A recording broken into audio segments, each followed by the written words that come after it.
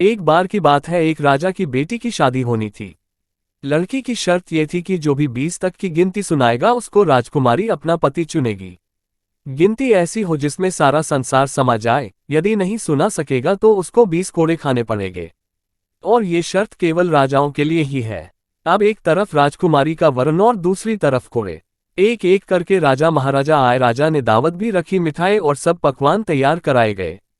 पहले सब दावत का मजा ले रहे होते हैं, फिर सभा में राजकुमारी का स्वयंवर शुरू होता है। एक से बढ़कर एक राजा महाराजा आते हैं। सभी गिनती सुनाते हैं। वो सब पढ़े लिखे थे और जो उन्होंने पढ़ी हुई थी वो गिनती सुना दी, लेकिन कोई भी वह गिनती नहीं सुना सका जिससे राजकुमारी संतुष्ट हो सके। अब जो भी आता कोड़े खाकर चला जाता। कुछ राजा तो आगे ही नहीं आए। उनका कहना था कि गिनती तो गिनती होती है, राजकुमारी पागल हो गई है, ये केवल हम सबको पिटवा कर मजे लूट रही है। ये सब नजारा देखकर एक हलवाई हंसने लगता है।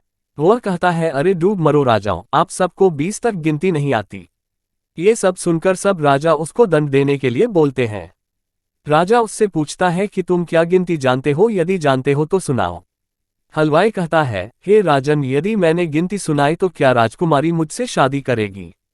क्योंकि मैं आपके बराबर नहीं हूं और ये स्वयंवर भी केवल राजाओं के लिए है, तो गिनती सुनाने से मुझे कोई फायदा नहीं, और मैं नहीं सुना सका तो सजा भी नहीं मिलनी चाहिए।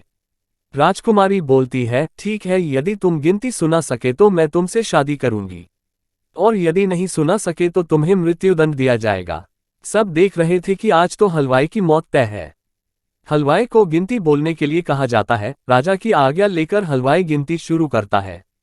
1 भगवान, 2 पक्ष, 3 लोक, 4 युग, 5 तत्व, 6 शास्त्र, 7 वार, 8 खंड, 9 ग्रह, 10 दिशा, 11 रुद्र, 12 आदित्य, 13 विद्या, 14 रत्न, 15 तिथि, 16 कला, 17 वनस्पति, 18 पुराण, 19वीं तुम और 20वां मैं। सब हके बक्के रह जाते हैं। राजकुमारी हलवाई से शादी कर लेती है।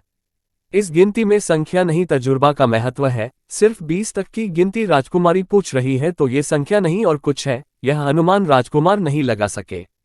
इसलिए कहते हैं, जिसके अंदर खुद की समझ न हो उसे शास्त्र विद्वान नहीं बना सकते। मनुष्य को सुकून भरी जिंदगी जीने के किताबी ज्ञान के साथ साथ व्यवहारिक ज्ञान भी सीखना चाहिए।